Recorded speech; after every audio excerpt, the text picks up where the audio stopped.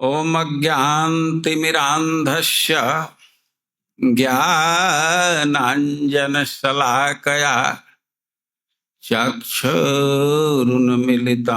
येन तस्मै श्रीगुरवे नमः।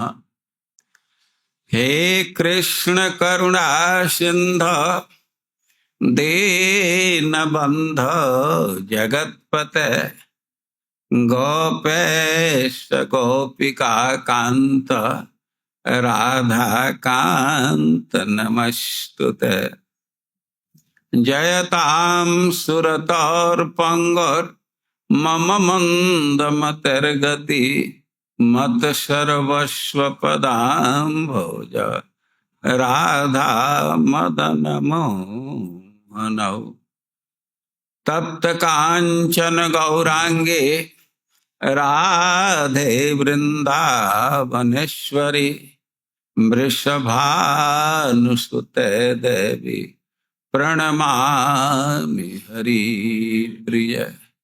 नमो महावदान्याय कृष्ण प्रेम प्रदायते कृष्णाय कृष्ण चैतन्य नामने गौरतुषे नमः। श्री चैतन्य मनोभीष्टं स्थापितं येन भूतले सोऽयं रूपः कदा मह्यं ददाति स्वपदान्तिकम्। वाञ्छाकल्पतरुभ्यश्च कृपा सिन्धुभ्य एव च पतितानां पावनेभ्यो वैष्णवेभ्यो नमो नमः। जय श्री कृष्ण चैतन्य प्रभो नित्यानंद श्री अद्वैत गदाधर श्रीवासादि गौर भक्तवृंद। हरे कृष्णा कृष्ण कृष्ण हरे हरे, हरे राम राम राम। लोग आवृत्ति करेंगे श्रीमद् भागवतम के 9वें स्कंध के 13वें अध्याय का 3 नंबर का श्लोक। 9, 13, 3। ओम नमो भगवते वासुदेवाय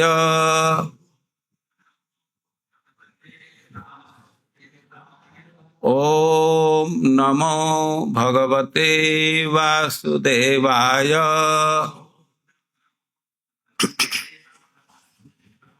ओम नमो भगवते वासुदेवाय।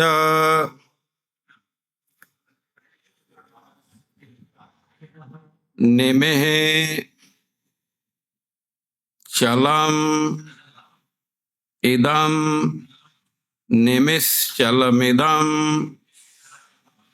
विद्वान सत्रम आरभत आत्मवान सत्रमारभतात्मवान ऋत्विग्भिः अपरहि तावत् न अगमत्।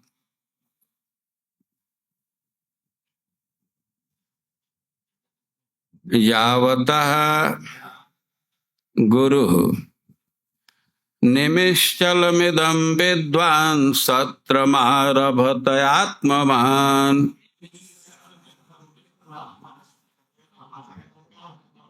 निमिश्चलमिदं विद्वान् सत्रमारभत आत्मवान्। ऋत्विग्भिरपरैस्तावन्नागमद्यावता गुरुः।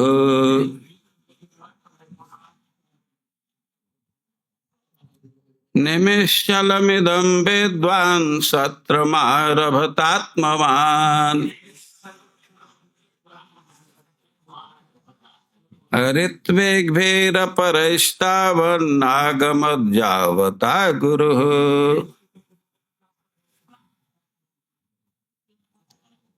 ऋत्विग्भिरपरैस्तावन्नागमद्यावता गुरुः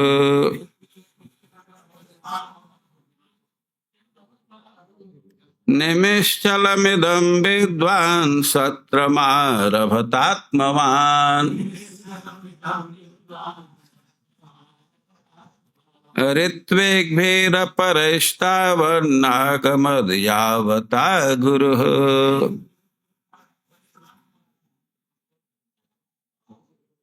निमिः महाराज निमि ने चलम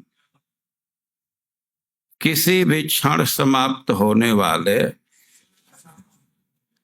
इदम इस जीवन को विद्वान इस तथ्य को भली भांति जानते हुए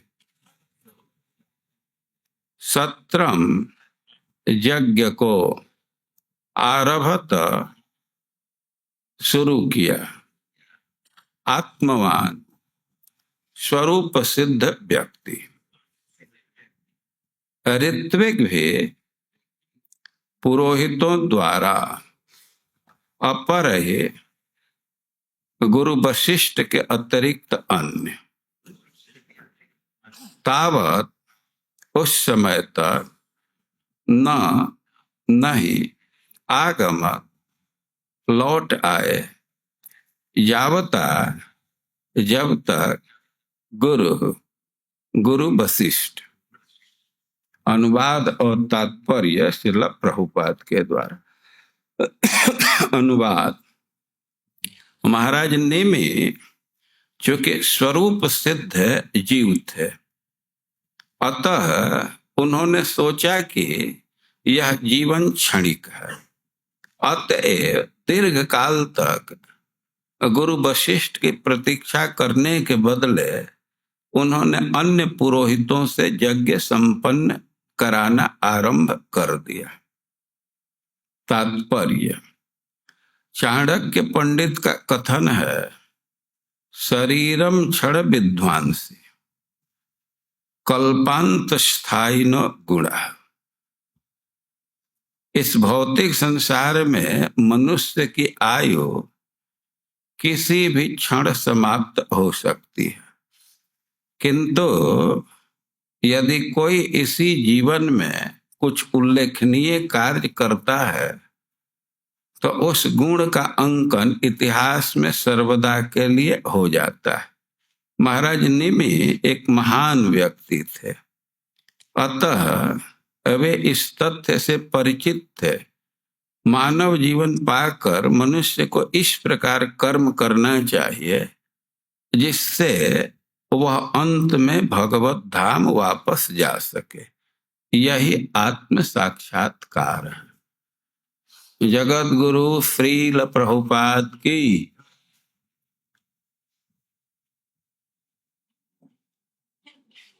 यह क्लास से अलग से है।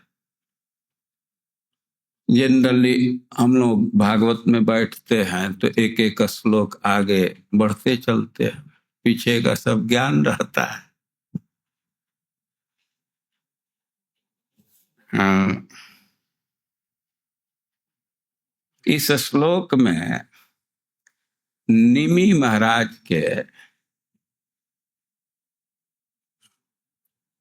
चरित्र को प्रस्तुत किया गया, उनके विषय में कहा गया, लेकिन उसके पहले तो निमि महाराज के विषय में कुछ जानना होगा। निमि महाराज के विषय में कोई एक व्यक्ति कुछ बतलाइए, एक दो वाक्य। हाथ उठाइए, कौन बतलाएगा? उसको माइक दे दी। वो तरुण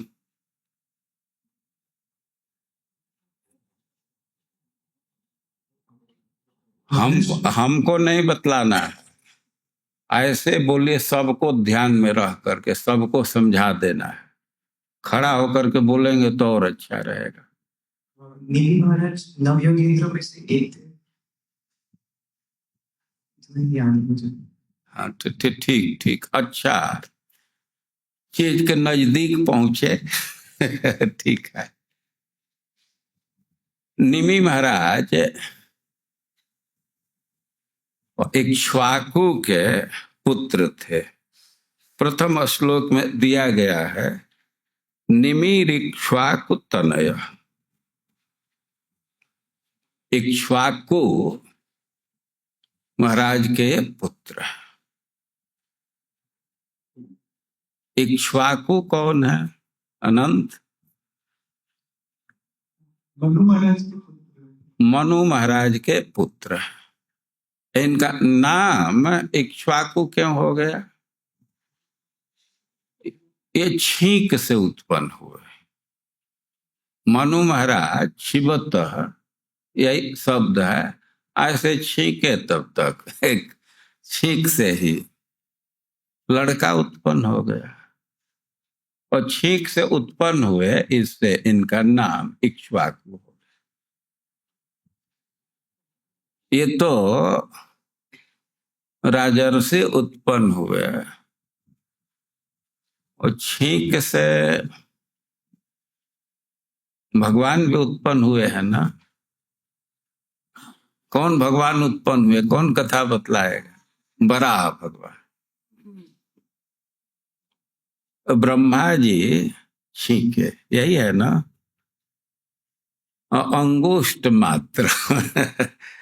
उनके नाक से तो अंगुली के पोर के बराबर एक बड़ा सुअर निकल गया, लेकिन बड़ी तेजी से वो बढ़ने लगा।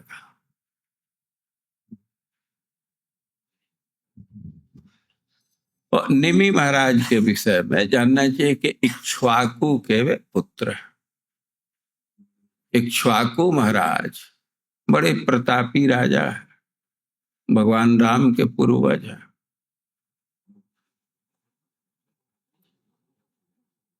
और जैसा क्या तरुण कृष्ण नाम हुआ है ना, बतला रहे थे कि निमि महाराज 9 योगेंद्रों से संबंधित। निमि महाराज बहुत यज्ञ करते थे, सत्र वो चलता रहता था। यज्ञ मतलब श्रवण कीर्तन का सत्र, मुख्य चीज यह होता था। और बड़े बड़े वक्ताओं को बुलाते थे। याज्ञवल्क ऋषि भी वहां आकर के प्रवचन करते थे। और एक बार सत्र चल रहा था तो वहीं 9 योगेश्वर लोग भी उपस्थित हो गए। वे आकाश से सीधे उतर गए। 9 योगेश्वरों के विषय में समझना चाहिए, वे ऋषभ देव के पुत्र। ऐसा ही है ना, ऋषभ देव के 100 पुत्र थे और उसमें से 9 का परिचय दिया गया ऊर्ध्वमंथिना, हयर्थ संसिना। वे अपने वीर्य को कभी नीचे नहीं जाने दिए। ऊर्ध्वमंथिना।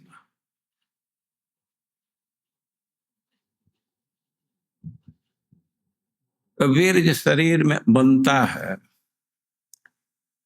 और अधिकांश केस में तो नीचे आ जाता है, नीचे से स्खलित हो जाता है। लेकिन कुछ कुछ योगी हैं, नैष्ठिक ब्रह्मचारी हैं कि वीर्य को ऊपर ले जाते हैं। ऊपर वीर्य जाता है तो बहुत तेज बढ़ जाता है, खास करके स्मृति बहुत तीव्र हो जाती है। 9 योगेश्वरों का परिचय दिया गया ऊर्ध्वमंथिना। वे ऊर्ध्वरेता थे और ह्यर्थ संसिना। उनका मुख्य कार्य था शास्त्र के संदेश को प्रस्तुत करना, उसका व्याख्यान करना। तो सत्र चल रहा था तो उपस्थित हो गए। उनके एक और विशेषता है, अव्याहतिष्ठ गतय, उनके गति को कोई रोकने वाला नहीं।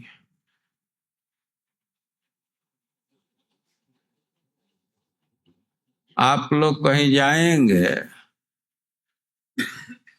तो भारत में तो हो सकता है कहीं न रोके कोई, लेकिन जब ही भारत से बाहर जाएंगे तो रोक देंगे, भाई वीसा है कि नहीं, बिना वीसा का नहीं जाने देंगे। अब वीसा के लिए पहले इधर पासपोर्ट बनवाना पड़ेगा। लेकिन नव योगेश्वरों के साथ ये सब झंझट नहीं था, न वीसा का झंझट न फ्लाइट का झंझट, टिकट का भी नहीं,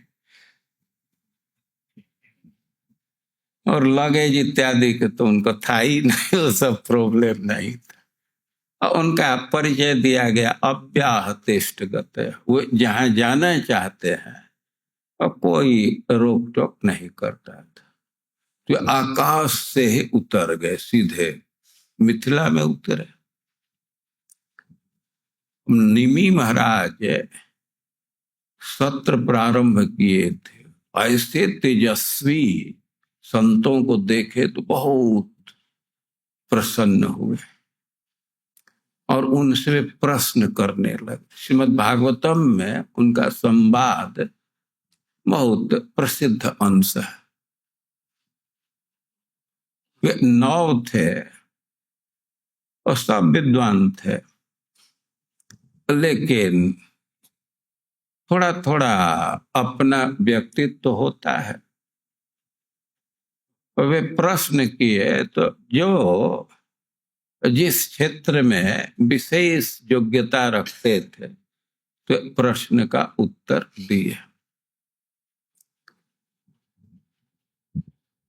निमि महाराज बहुत ही ऊंचे स्तर के भक्त हैं। तो उनके विषय में यहाँ कह रहे हैं कि वे सत्र आरंभ करना चाहते थे और ऋत्विक के रूप में वशिष्ठ जी का वर्ण किए। हम वशिष्ठ जी तैयार हो गए, लेकिन कहे कि तब तक रुके रहो, हम पहले से वचन दिए हैं इंद्र को यज्ञ कराने के लिए, तो वहां से पूरा करके आएंगे तब तुम्हारा यज्ञ कराएंगे।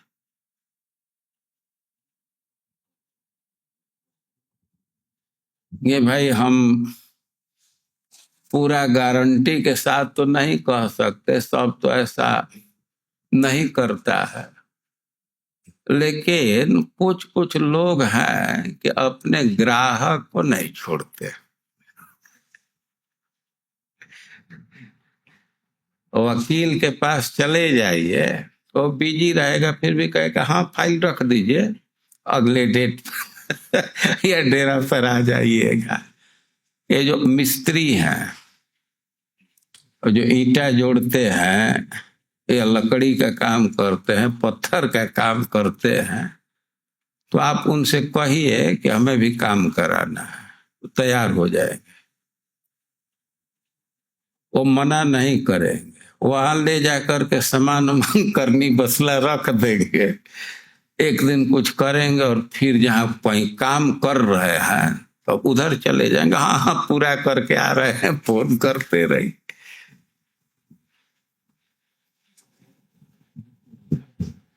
ऋत्विक में भी अब भाई वो छोड़ना नहीं चाहते हैं,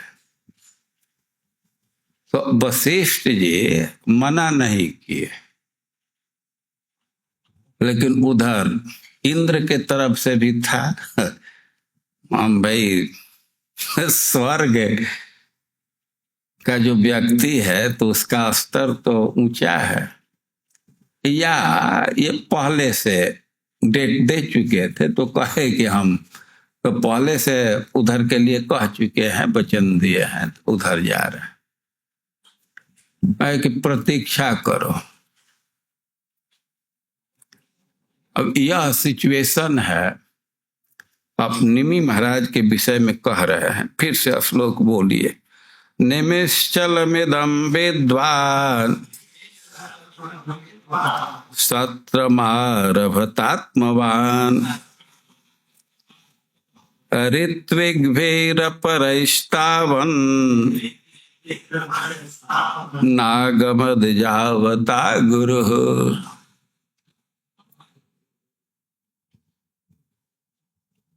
निमि महाराज के विषय में कह रहे हैं कि इदम चलम विद्वान। निमि महाराज जानते थे कि ये शरीर स्थिर नहीं, अस्थिर है। तो सत्र आरंभ कर दिए। ऋत्विक भी अपर है। वशिष्ठ जी से यज्ञ कराना था, लेकिन वशिष्ठ जी चले गए स्वर्ग में, तो दूसरे ऋत्विक से, गौतम ऋषि से और ऋषि को वे वर्ण कर लिए। और ना अगमत जावता गुरु, और परमानेंट नहीं, जब तक वशिष्ठ जी आ नहीं जाते तब तक दूसरे ऋषि यज्ञ प्रारंभ किए, वे रुके नहीं।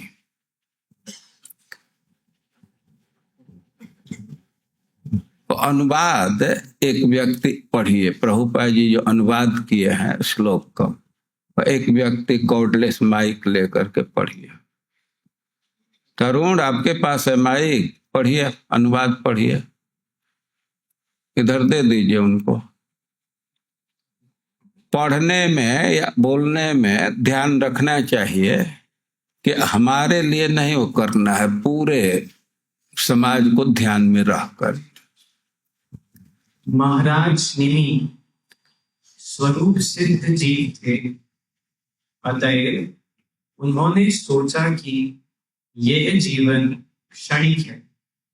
अतएव दीर्घ काल तक वशिष्ठ की प्रतीक्षा ना करके उन्होंने अन्य पुरोहितों से यज्ञ संपन्न कराना शुरू कर दिया। ठीक है, तो अनुवाद में क्या क्या तथ्य है? अनुवाद में जो बात कही जा रही है, तो उसमें से एक दो बात कोई कही बतलाई। ईश्वर बलराम, अनुवाद में से एक बात कोई बतलाई है।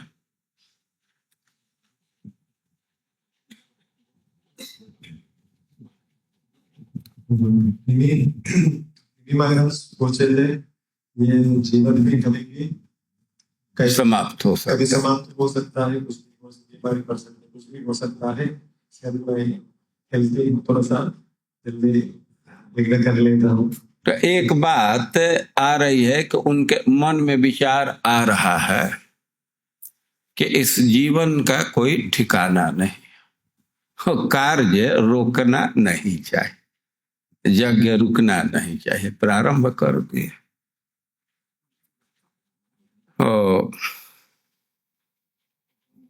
ये तो निमि महाराज का विचार है। और निमि महाराज के इस विचार के पीछे क्या कारण है, इसका उल्लेख सुखदेव गोस्वामी कर रहे हैं। वो कौन सा शब्द है? निमि महाराज के विषय में बोल रहे हैं। अनंत कृष्ण माइक लेकर के बोलो।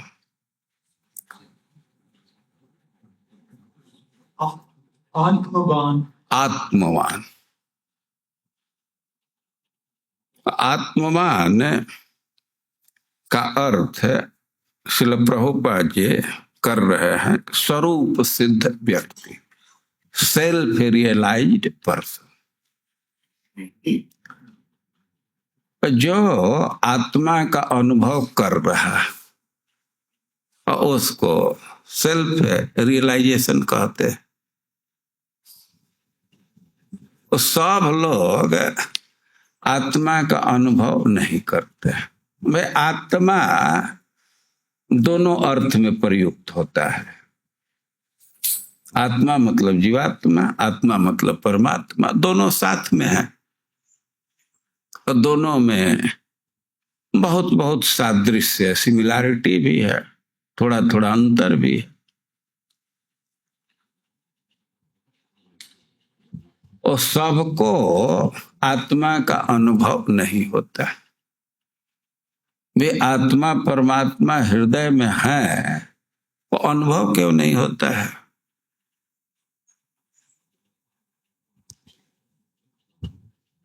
पद्मनाभ क्यों नहीं अनुभव होता है?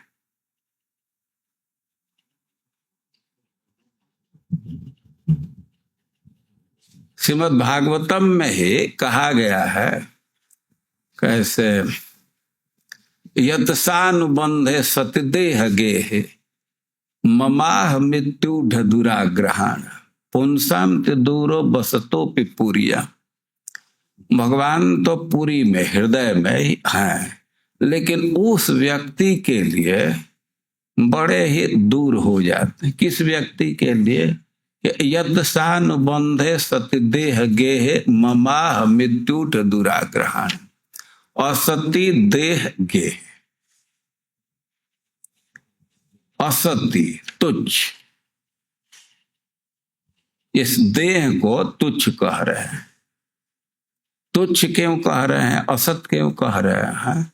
दो अर्थ में, कि ये तो कब नष्ट हो जाएगा इसका कोई ठिकाना नहीं है, और दूसरा अर्थ है कि इसके इंग्रेडिएंट्स पर विचार करें तो उस दृष्टि से भी बहुत तुच्छ है। इस शरीर का आप विश्लेषण करेंगे और इसमें कफ पित्त यही सब भरा है, सब गंदा चीज भरा है। ऊपर से वो पैकेज खूब अच्छा कर दिया गया।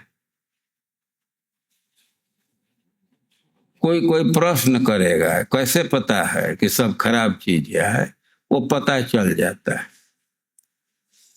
ये जो पैकेट है तो इसमें छिद्र भी है। कितना छिद्र है? 9। और थोड़ा एक एक पर विचार कर लीजिए कि कैसा आइटम उसे निकल रहा है। किसी भी छिद्र से कुछ आ रहा है तो शरीर से ही आ रहा है ना। वो नाक से जो चीज आता है तो उसको सच करके कोई रखता है?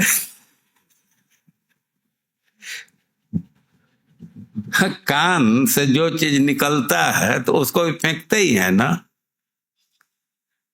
सो करके जगते हैं तो आंख से भी कुछ चीज निकला रहता है, तुरंत धोते हैं।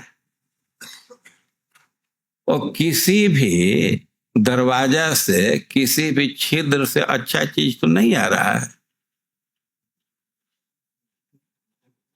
और एक तो यह पहचान है कि सब छिद्र से है ही चीज ही आ रहा है, तो स्वाभाविक अनुमान किया जा सकता है कि क्या इसमें है। और एक दूसरा भी प्रमाण है, बाहर खूब सुगंधित चावल है, देखते हैं ना, कभी कभी चावल बनता है तो उसका सुगंध फैल जाता है, और वही चावल कुछ घंटा तक शरीर के भीतर रह गया, फिर वो बाहर आता है उसका सुगंध सब खत्म, बल्कि दुर्गंध में बदल जाता है। तो सुगंध को भी ये दुर्गंधित करने वाला शरीर है। इतना गंदा है कि सुगंधित चीज भी दुर्गंध में बदल जाता है। और यत्सानुबंध है सतदेह गेह, कि असती देह और इससे जो संबंधित है, गेह मतलब परिवार के सदस्य, बेटा बेटी, पशु या धन, ये सब है, इससे संबंधित है, तो इसमें जिसका अहम और मम बहुत ऊढ़ हो गया है, शरीर में अहम और शरीर से संबंधित धन है, पशु है, परिवार के लोग हैं, उसमें मम, और जिसका बहुत बढ़ गया है, ये जम गया है। भगवान हृदय में है लेकिन अनुभव नहीं होता। समझ रहे हैं सिद्धांत? और भगवान तो चित्त में है, और सबसे अधिक फर्स्ट अनुभव तो उन्हीं का होना चाहिए, लेकिन ऐसा आवरण चित्त पर छा गया है अहम मम का कि भगवान एकदम हृदय में होने पर भी उनका अनुभव नहीं होता। आवरण का असर हो जाता है ना, जैसे शीशा है तो उसके सामने जाइए तो आपका चेहरा प्रतिफलित होगा, लेकिन वो शीशा पर कालिख जम जाए, तेल धूल का आवरण चढ़ जाए, तब तो नजदीक जाने पर भी नहीं दिख पाता है ना। और चित्त पर अहम और मम बहुत अधिक जम गया है और भगवान का अनुभव नहीं होता। वो मल खत्म होता है भगवान के कीर्तन से। चेतो दर्पण मार्जन, कीर्तन करेंगे तो भगवान का अनुभव होने लगेगा। हम लोग इस श्लोक के विषय में विचार कर रहे हैं, और निमि महाराज को भगवान का अनुभव हो रहा था, वे शिल्प का अनुभव कर रहे थे। और ये जो आत्मवान शब्द है, इसका अर्थ किया गया है, जैसे श्रीपाद चक्रवर्ती पाजी अर्थ किए सुबुद्धि। आत्मवान मतलब बुद्धिमान। और एक आचार्य किए हैं आत्मानात्म विवेकवान, जिसको शरीर और आत्मा का विवेक है कि शरीर जड़ है, आत्मा चेतन है, दोनों का स्वरूप भिन्न है, और उसको कहा जाएगा आत्मवान।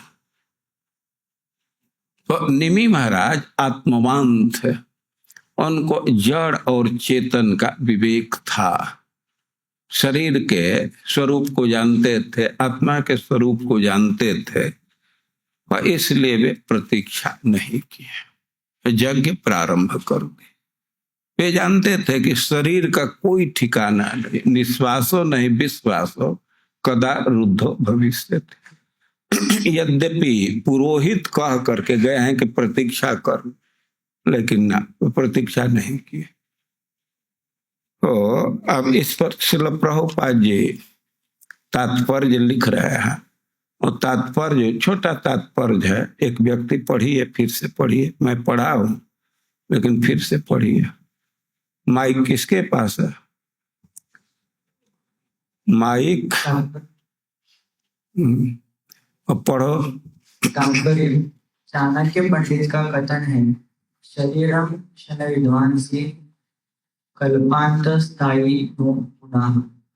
इस संसार में मनुष्य की आयु किसी भी क्षण समाप्त हो सकती है, किंतु यदि कोई इसी जीवन में कुछ उल्लेखनीय कार्य करता है तो इस गुण का अंकन इतिहास में सदा सदा के लिए हो जाता है। महाराज निमि इस तथ्य को जानते थे। मानव जीवन पाकर मनुष्य को इस तरह कर्म करना चाहिए जिससे वह अंत में भगवत धाम जा सके। यही आत्म साक्षात्कार है। तो फिर तथ्य बोलिए। प्रभुपाद जी क्या क्या बात बोल रहे हैं? एक व्यक्ति एक बात बोलिए। दे दो, बगल में किसी को माइक दे दो।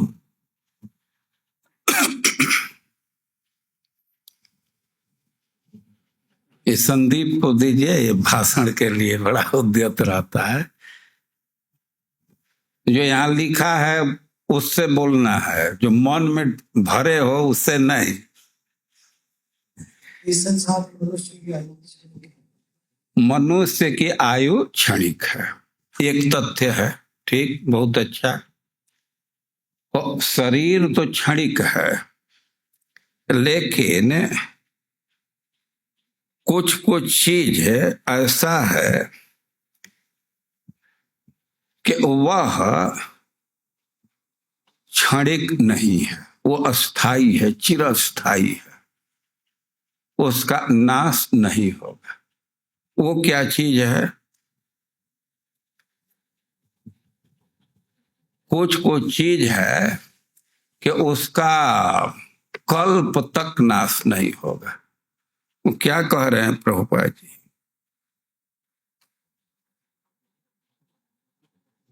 इसी जीवन में कुछ उल्लेखनीय कार्य करता है तो उस गुण का अंकन इतिहास में सर्वदा के लिए हो जाता है।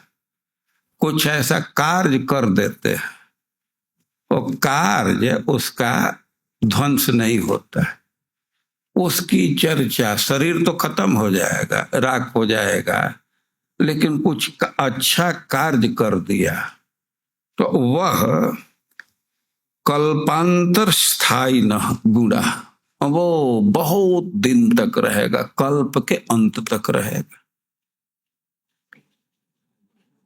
शरीर अपने आप में क्षणिक है, लेकिन इससे ऐसा कार्य किया जा सकता है जिसका दीर्घ काल तक नाश नहीं होगा। ऐसे गुण को अर्जित किया जा सकता है जिसका दीर्घ काल तक नाश नहीं होगा। तो इसको और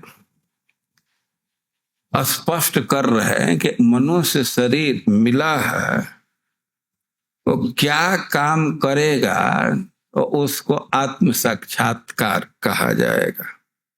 आत्म साक्षात्कार का क्या लक्षण है? प्रभुपाद जी क्या बतला रहे हैं? मानव जीवन पाकर मनुष्य को इस प्रकार कर्म करना चाहिए जिससे वो अंत में भगवत धाम वापस जा सके। यही आत्म साक्षात्कार।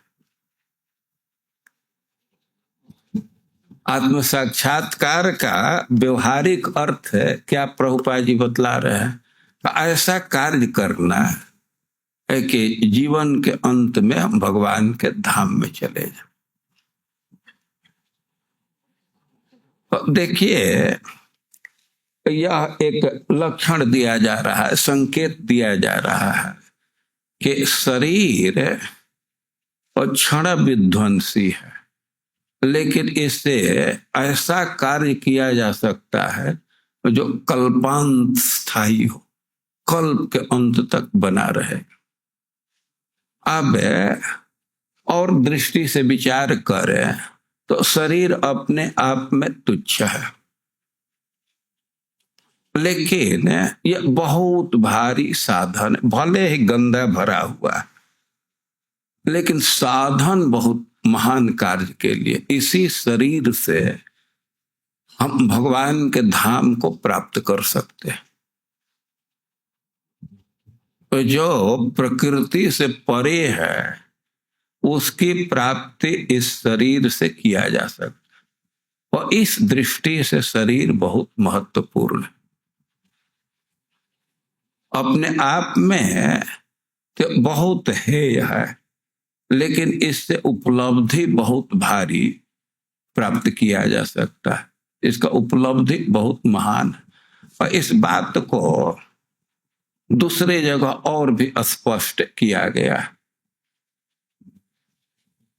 श्रीमद् भागवतम में कथा है दत्तात्रेय जी की, और दत्तात्रेय जी इस शरीर पर विचार करके और कुछ कुछ बात बोले हैं, और उसके हम लोग आवृत्ति करेंगे। वो निकालिए श्लोक, दत्तात्रेय जी बोल रहे हैं। श्लोक श्रीमद् भागवतम के 11 स्कंद के 9वें अध्याय में है। श्लोक संख्या 28 है ना, कितना 28 है। वो थोड़ा इस श्लोक को आप लोग साथ में बोल लिए। पद्मनाभ माइक ले लेगा। चलिए सब लोग साथ में, श्लोक आ गया, स्क्रीन पर आ गया, बोलिए इसको। दृष्ट्वा पुराणे विविधानि जयात्मशक्त्या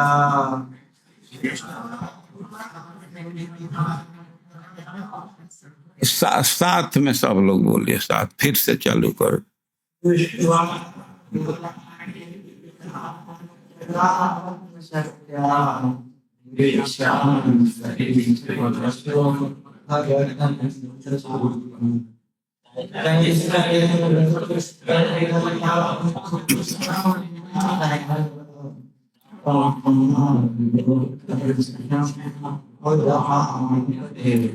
फिर से बोलिए सब लोग सर।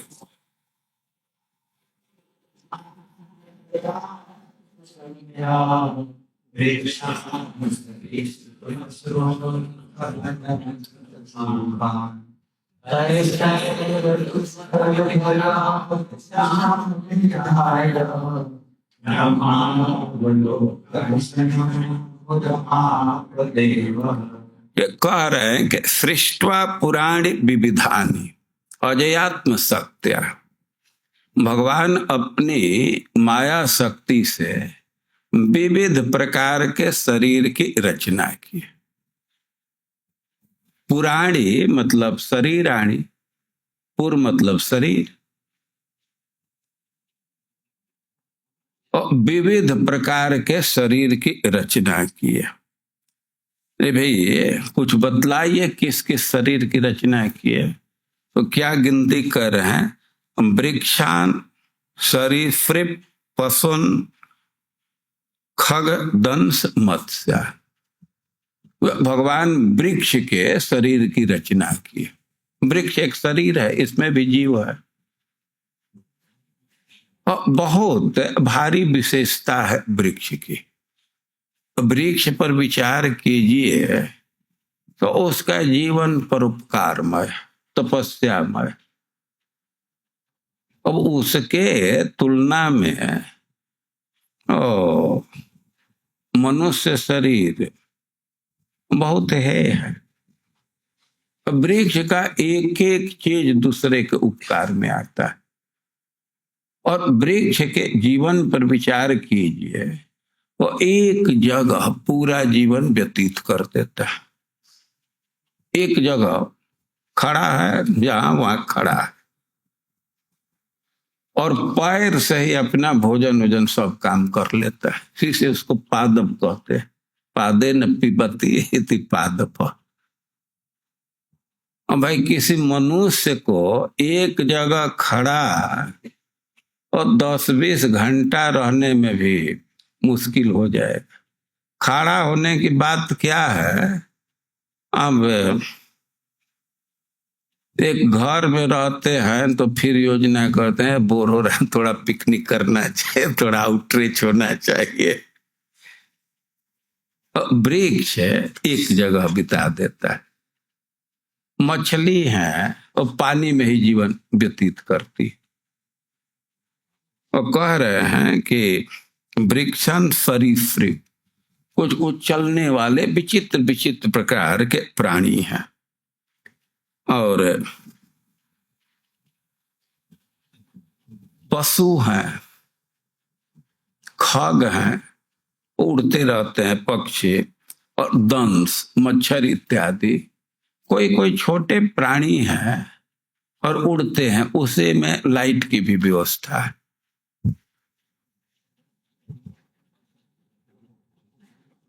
और बहुत बहुत विशेषता से जो विविध प्रकार के शरीर की रचना की है भगवान।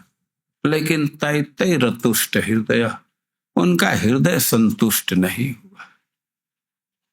जब वे मनुष्य की रचना किए तो मुदम अवाप, पुरुषम विधाय मुदम अवाप देव। जब मनुष्य शरीर की रचना किए तो प्रसन्न हो गए, उनको आनंद आया।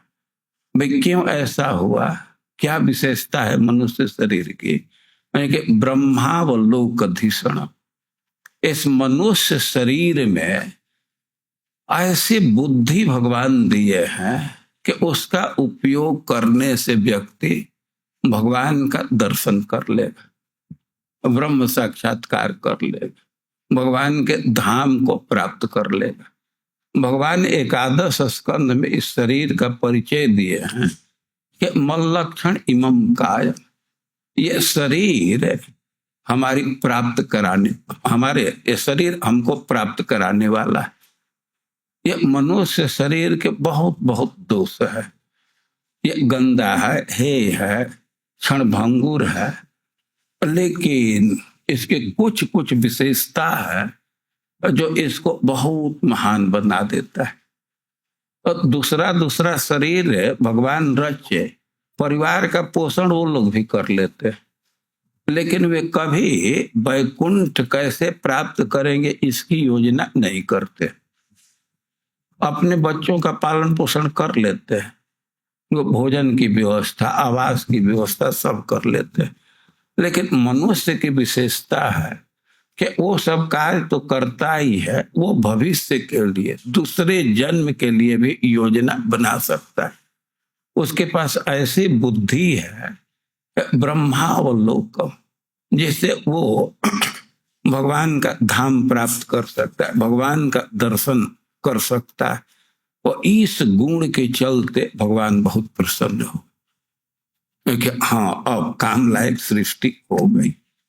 भगवान ने बुद्धि दिए हैं, ऐसा विवेक दिए हैं कि जिसका उपयोग करके भगवान की प्राप्ति की जा सकती है। तो भगवान शरीर दिए, मनुष्य शरीर अपने प्राप्ति के लिए, लेकिन अब जो व्यक्ति ऐसा नहीं करता है तो उसको मूर्ख माना जाए। भाई कुछ संसाधन है और उसका उपयोग नहीं करेंगे तो आपको कृपण कहा जाएगा, कंजूस कहा जाएगा। और इस संसाधन का उपयोग करना चाहिए। और इसी बात को आगे स्पष्ट रूप से कह रहे हैं कि लब्ध्वा सुदुर्लभ मिदम बहु संभवान्ते, बहुत बहुत जन्म के बाद ये मनुष्य जीवन मिला है। और अर्थदम अनित्यम अपि, भले ही अनित्य है लेकिन अर्थद है, यह पुरुषार्थ प्रदान करने वाला, इसे बहुत बड़े महान कार्य की सिद्धि की जा सकती है। और इसी से धीर व्यक्ति का कर्तव्य है कि तूर्णम जतीत, जिस कार्य के लिए शरीर है और उसको जल्दी से करना चाहिए। न पतित अनुमृत्यु जावत, जब तक यह शरीर असहाय नहीं हो जाता है, नष्ट नहीं हो जाता है, तब तो उसके पहले ही बड़ी जल्दी से मुख्य कार्य को कर लेना चाहिए। भगवान के प्राप्ति के साधन का संपादन कर लेना चाहिए, नहीं तो बहुत पछतावा होगा। भाई क्या जल्दी की जरूरत है? अरे कि अनुमृत्यु, ये शरीर प्राप्त हुआ है, इसे भगवान को प्राप्त कर सकते हैं, लेकिन शरीर के साथ मृत्यु लगा हुआ, पीछे से मृत्यु है। पीछे से मृत्यु नहीं, निरंतर मृत्यु है। इस धारणा को समझना चाहिए कि शरीर मर जाएगा, जरूर सत्य है, ये तथ्य है, लेकिन इससे अधिक महत्वपूर्ण तथ्य यह है कि शरीर मर रहा है, अनुमृत्यु, निरंतर इसमें मृत्यु लगी हुई है। आप अपना फोटो देखेंगे और हाई स्कूल के एडमिट कार्ड का फोटो देखेंगे तो अनुभव करेंगे तो मर गया, वो शरीर नहीं है। अब आप लोगों को तो कम अनुभव है, हम लोग अपना फोटो देखें तो हम लोगों को ज्यादा अनुभव होगा। वो जो पहले शरीर था वो नहीं है, वो शरीर मर गया। अनुमृत्यु, अनुमृत्यु का एक अर्थ किया गया है कि मृत्यु पीछे से है, कब मार देगी, इसका कोई ठिकाना नहीं। काल गहे कर केस, न जाने कब मारी है कित देश। और काल बाल को पकड़ लिया, चुन्नी को पकड़ लिया, कोई पता नहीं है कि कब मार देगा, कहाँ मार देगा। और ये अनुमृत्यु का अर्थ है। लेकिन उससे भी समीचीन अर्थ है कि निरंतर मृत्यु हो रही है। ये डॉक्टर लोग भी शायद मेडिकल वाले बतलाते हैं कि 3 साल में, कितना साल में एकदम सब सेल परिवर्तित हो जाते हैं। ये निरंतर शरीर में परिवर्तन हो रहा है। ये तो एक एज का है, पौगंड अवस्था है, किशोर अवस्था है। ये तो माइल स्टोन जैसा है। जैसे आप कार से चल रहे हैं और कोई आ गया तो होता है यहाँ पहुंच गए, वहां पहुंच गए, ठीक है, लेकिन कार तो निरंतर बढ़ते बढ़ते वहां पहुंची है ना। वो उसी तरह शरीर में निरंतर परिवर्तन है। ये शरीर में कैसे परिवर्तन है, कैसे मृत्यु है, एक दो उदाहरण से समझ सकते हैं। जैसे आप नदी में स्नान करते हैं तो एक डुबकी लगाए जिस पानी में, तो दूसरा डुबकी उस पानी में नहीं लगाते। वो पानी तो आगे निकल गया ना, लेकिन दिखता है कि वैसा ही है, नदी है, वो पानी है, इसलिए वैसा ही दिखता है। लेकिन थोड़ा विचार कीजिए कि नदी में धारा है तो एक डुबकी जिस पानी में लगाए तो दोबारा उस पानी में नहीं डुबकी लगाते हैं ना, वो पानी आगे निकल गया। तो शरीर की वही स्थिति है। कल जिस शरीर से प्रसाद पाए तो आज उस शरीर से नहीं पा रहा है, इसमें परिवर्तन हो गया। वो परिवर्तन कुछ काल के अंतराल में स्पष्ट दिखाई देता है, लेकिन सूक्ष्म रूप से विचार करने पर तो रोज मृत्यु है कि अनुमृत्यु। ये शरीर में मृत्यु लगी हुई है, ये निरंतर मर रहा है। और यतेत निःश्रेयसाय, निःश्रेयस के लिए, कल्याण के लिए, भगवत प्राप्ति के लिए तुर्णम जते, जल्दी से यत्न कर देना चाहिए। भाई एक प्रश्न होगा कि भगवान के प्राप्ति के लिए ठीक है, लेकिन और भी तो संसार के सुख सुविधा है, तो उसके लिए भी कुछ करना चाहिए कि ना। विषय खलु सर्वतः स्यात्, ये जो भोग है तो किसी जोनि में प्राप्त हो जाएगा। कुत्ता के जोनि में जाएंगे वहां भी भोग मिल जाएगा, बिल्ली के कुत्ते में जोनि में जाएंगे वहां भी भोग मिल जाएगा। लेकिन वहां यह सुविधा नहीं है कि कीर्तन कर लेंगे, कथा सुन लेंगे। ये कथा कीर्तन का सुविधा, भक्ति की सुविधा इस शरीर में, इस शरीर में भागवतम का पाठ कर सकते, भगवान को सुना सकते, तो इसको कर लेना चाहिए। ये खाने पीने की चिंता नहीं करनी चाहिए, वो तो किसी जोनि में, किसी शरीर में प्राप्त हो जाएगा। और इसी बात को और स्पष्ट भगवान गरुण जी से बोले।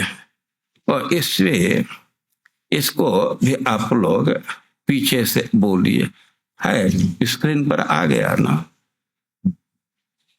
यावत स्वस्थ मिदम शरीर मरुजम, यावत जरा दूरत, यावत चेन्द्रिय शक्ति प्रहिता, यावत वयो, यावत क्या है, यावत क्षयो नायुष, आत्मश्रेयसी तावदेव विदुषा कार्यम प्रयत्नो महान, संदीप्ते भवने च कूप खननम प्रत्युद्यमम कीदृश। यही श्लोक है ना। आप लोग पीछे से बोलिए, यावत् स्वस्थमिदं शरीरमरुजं, यावत् जरा दूरतः, यावत् स्वस्थमिदं शरीरमरुजम्,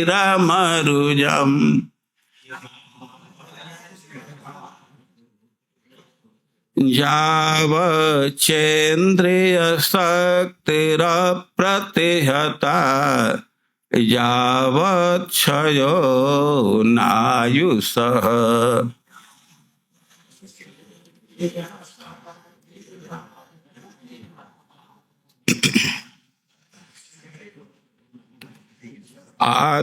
आत्मश्रेयसि तावदेव विदुषा कार्यं प्रयत्नो महान्।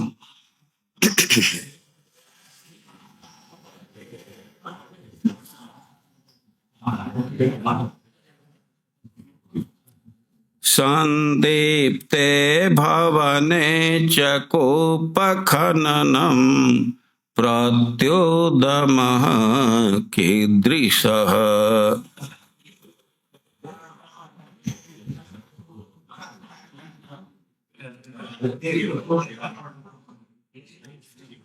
भगवान उपदेश दिए हैं गरुण जी को, तो कह रहे हैं कि जावत स्वस्थ मिदम शरीरम, जब तक यह शरीर स्वस्थ है, अरुजम, इसमें रोग नहीं है। हमेशा शरीर स्वस्थ नहीं रहता है।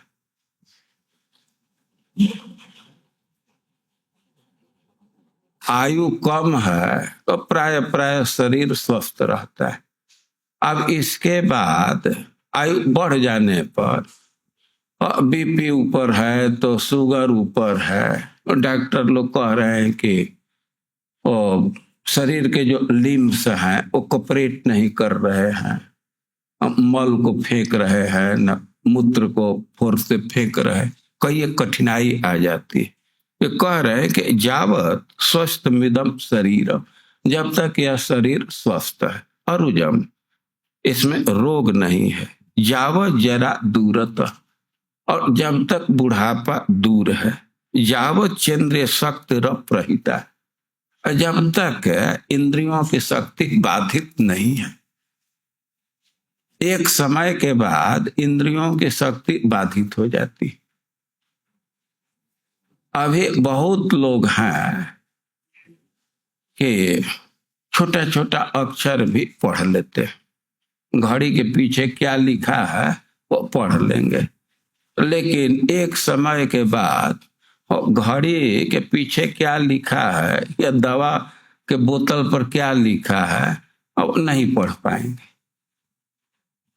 एक समय होता है कि चंद्रमा के किरण में भी पूर्णिमा के दिन भागवतम का पाठ कर लेते हैं, लेकिन फिर समय ऐसा आ जाता है कि सामान्य लाइट से भी नहीं, एक स्पेशल लाइट जलाओ तब पाठ कर पाएंगे।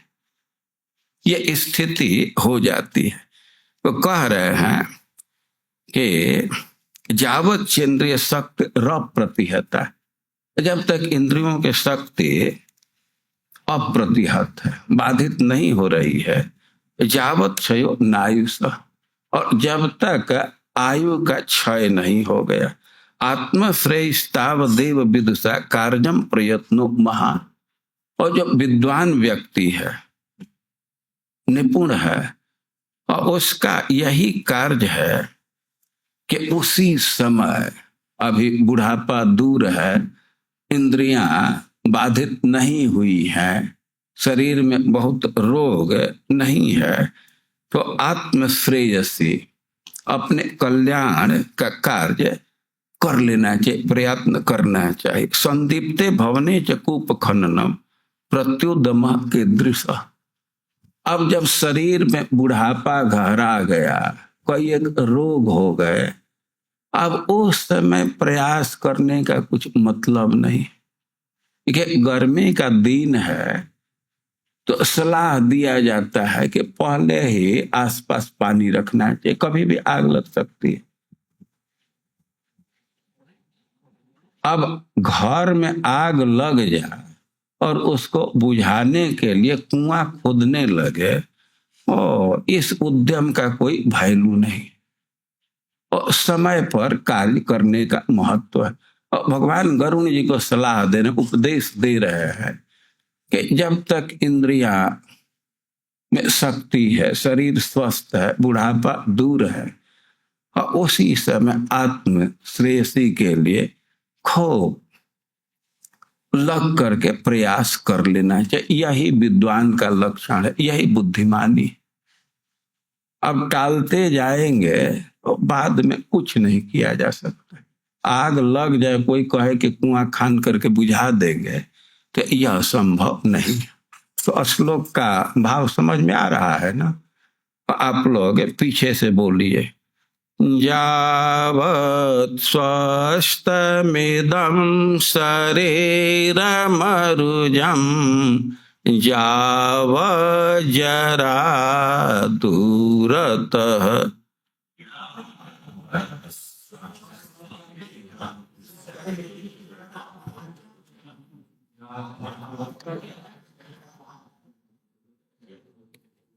यावच्चेन्द्रियशक्तिरप्रतिहता यावच्छयो नायुषः।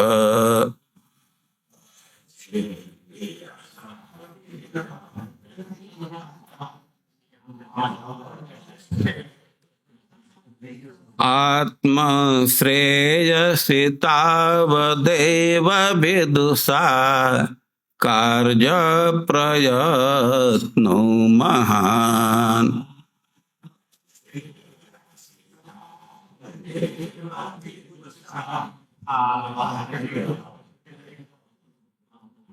संदीप्ते भवने च कोपखननं प्रत्योदमः कीदृशः।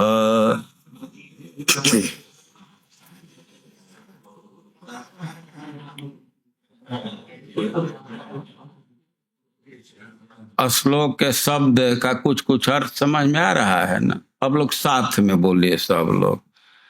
यावत् स्वस्थमिदं शरीरमरुजं यावज्जरा दूरतः यावच्चेन्द्रियशक्तिरप्रतिहता यावच्छयो नायुषः। आत्मश्रेयसि तावदेव विदुषा कार्य प्रयत्नो महान्। संदीप्ते भवने च कोपखननम्।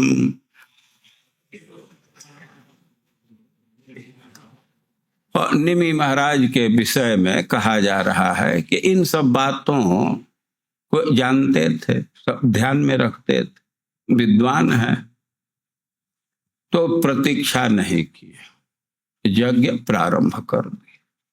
प्रभुपाद जी कह रहे हैं कि शरीर चल है, क्षण में नष्ट हो सकता है, लेकिन इसके उपलब्धि, इससे ऐसे उपलब्धि प्राप्त कर सकते हैं कि वो कल्प कल्पांतर तक भी नष्ट नहीं होगा। व्यक्ति का जस समाप्त नहीं होता, अच्छा कार्य किया और उसके ख्याति बनी रहती। और कई एक फील्ड है ख्याति प्राप्त करने के लिए, लेकिन सबसे बड़ी ख्याति है कि हम भगवान के भक्त बन जाए। राय रामानंद जी से चैतन्य महाप्रभु पूछे हैं, वे प्रश्न किए हैं कि कीर्ति गण मध्य जीवेर कौन बड़ कीर्ति। भाई कीर्ति के बहुत फील्ड हैं, इनका है कि सबसे बड़ा कीर्ति क्या है। तो राय रामानंद जी उत्तर दिए हैं, कृष्ण प्रेम भक्त बलि जार है ख्याति। भगवान का प्रेमी भक्त है, यह ख्याति हो जाए तो सबसे बड़ी ख्याति। और उपलब्धि के दूसरे दूसरे क्षेत्र हो सकते हैं, लेकिन सबसे महान क्षेत्र है कि भगवान की भक्ति की जाए। और निमि महाराज के व्यवहार से, उनके चरित्र से यही संदेश मिल रहा है कि शरीर क्षण भंगुर है, लेकिन इसका उपयोग करके महान उपलब्धि को हासिल कर लेना चाहिए। यही बुद्धिमानी सबसे महान कार्य है, भगवान के धाम को प्राप्त कर लेना। और श्लोक में स्पष्ट समझाया गया है कि जब तक शरीर स्वस्थ है, इंद्रियों में शक्ति है, तो उसी समय इस कार्य का संपादन कर लेना चाहिए। नहीं तो बाद में ये करने का कुछ मतलब नहीं निकलता, अच्छा से नहीं कर पाएंगे। और इस समय उत्साह से भक्ति में लगे रहना चाहिए। प्रभुपाद जी के कृपा से बहुत सुंदर सुयोग मिला है, सुंदर वातावरण, सुंदर स्थान मिला है, और इस शरीर का उपयोग कर लेना चाहिए। कोई पछतावा के लिए जगह नहीं छोड़ना चाहिए। यही संदेश है इस श्लोक का। हरे कृष्ण।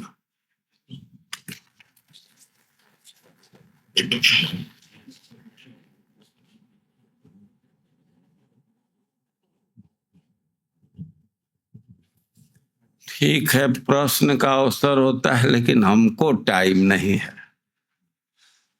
थोड़े थे कि पहले ही खत्म कर लेंगे। कोई अर्जेंट प्रश्न हो तो पूछ सकते हैं, नहीं तो बाद में कभी फिर संजोग मिलेगा। ये चलता रहेगा बीच बीच में, तो हमको भी अवसर मिलेगा। हम बाद में प्रश्न उत्तर कोई होगा कर लेंगे। हरे कृष्ण।